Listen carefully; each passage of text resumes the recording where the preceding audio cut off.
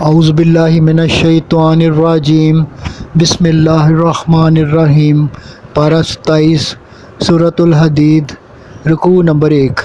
فرمایا، ارض و سما کی ہر شے اللہ کی تسبیح بیان کرتی ہے اور ہر شے پر اس کی حکومت ہے۔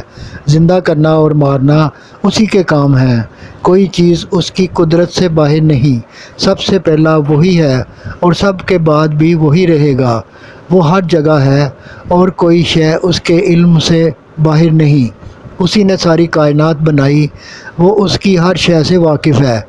تمہیں دنیا میں خلیفہ مقرر کیا تو یقین لاؤ اللہ اور رسول صلی اللہ علیہ وآلہ وسلم پر، اور مال جیسے وہ کہیں خرچ کرو، اس کا بڑا اجر ہے۔ تم پہلے بھی رب سے وعدہ کر چکے ہو، اب اس کے حکم پر چلو۔ فرمایا کہ اللہ نے رسول صلی اللہ علیہ وآلہ وسلم بھیج کر انسان کو تاریکی سے بچا لیا اور قرآن کی صاف کھلی آیتیں بھیج کر اسے اندھیرے سے روشنی میں کھڑا کر دیا۔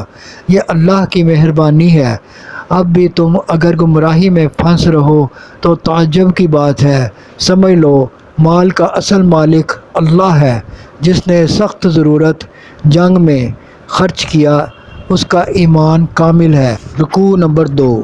فرمایا، یہ مال تمہارے پاس نہ رہے گا، بہتر ہے کہ اسے اللہ کی راہ میں خرچ کر کے دنیا اور آخرت میں اپنی کامیابی کا ذریعہ بنا لو۔ دولت پر سانپ بن کر بیٹھنے والے منافق تمہارے اجر و ثواب پر رشک کریں گے اور پچھتائیں گے، مگر بے فائدہ۔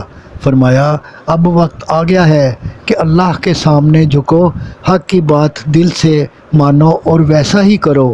فرمایا، نیک کاموں میں مال خرچ کرنے کا بڑا ثواب ہے۔ رکوع نمبر 3۔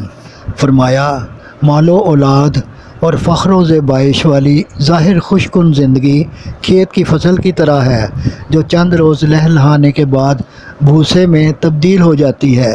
اس کی وجہ سے فخر و غرور اور بخل و امساک میں مبتلا ہو کر انہیں اللہ کی رحمت اور مغفرت عامہ سے محروم نہیں ہونا چاہیے۔ فرمایا، کوئی آفت جو آتی ہے وہ لوح محفوظ میں لکھی ہوئی ہے۔ مصیبت میں صبر اور نعمت ملنے پر اللہ کا شکر کرو۔ فرمایا، رسولوں کا کہا مانو، تمہیں انصاف کرنا سکھائیں گے۔